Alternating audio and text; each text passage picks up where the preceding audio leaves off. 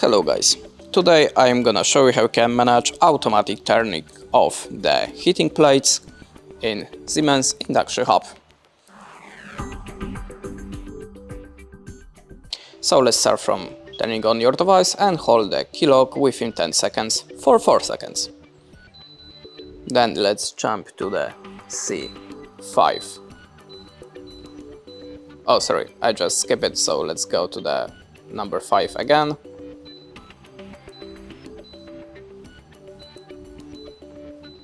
Okay, now we have a C5. This is an automatic turning off the heating areas function. The 00 means it's deactivated. You can increase the time from the 0 to 99 to select the time which after the heating zone should be deactivated automatically after your cooking. That's it. Thanks for watching, leave us a like or a comment and goodbye.